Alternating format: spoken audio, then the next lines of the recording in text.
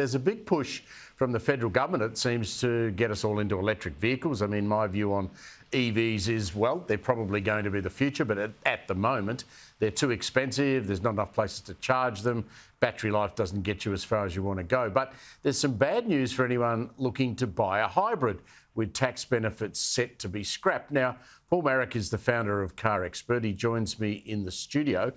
I'm a huge fan of hybrids because I thought that's the best way to go. A bit of petrol, a bit of an electric motor keeps down the amount of money you've got to spend on fuel. What's the government on about?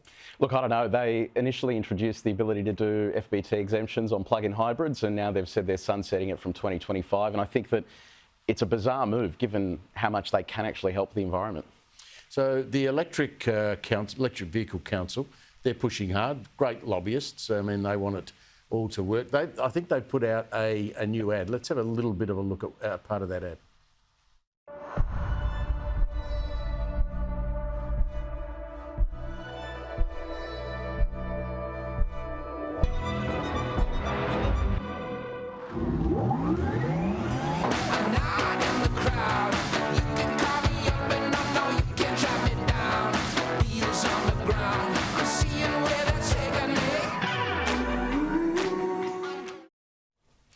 Clever ad, but how's your electric car going to power your house?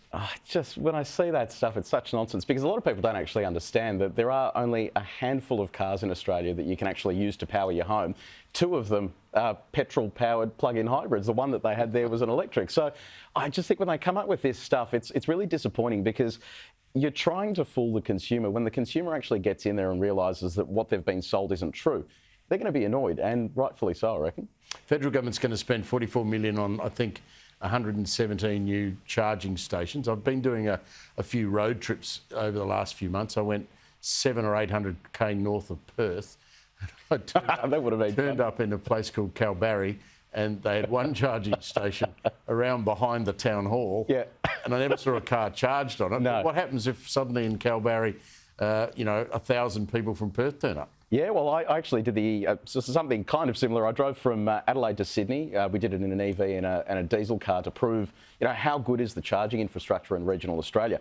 And it turns out it's not very good. And that's the problem you're going to have. Some of these chargers are taxpayer funded, and a lot of them don't have service level agreements. When you rock up, I went to one the other day, 2 out of 6 were working. And that's my taxpayer dollars that have gone. So who's supposed to be maintaining them?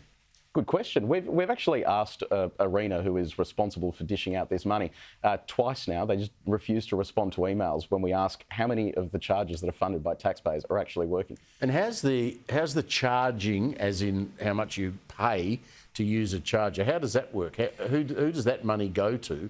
And can you just turn up to any charger and it's sort of non-denominational? You can put any car on it? Thankfully today, charging standards are getting better. So the cars are becoming common. They're all a Type 2 plug at the moment. Charging cost depends on the speed you want. So if you want the fastest charger, it costs the most. The cost of that electricity is going through the roof now as well. So we're reaching a tipping point that if you are charging on public infrastructure in fast chargers, it is now getting quite expensive to charge your car, getting to the point now where it's quite similar to a hybrid in terms of the cost you're paying to fuel versus charging. The cost of EVs is still the main hurdle for people who want to get into them. I know Kia's introduced a very flash GT version of its electric vehicle. So what's the cheapest EV on the market that people can get into? You're still looking at about 40 grand. And when we're saying 40 grand, you're talking about a car that isn't exactly going to transport 7 people or your whole family. And if you do want an SUV, which is what people buy in Australia, you're looking at about $70,000 for something that has reasonable range in the Tesla Model Y. The incentives are really not there. Why would you spend 70 grand when you could spend 45 on a RAV4 hybrid, for example?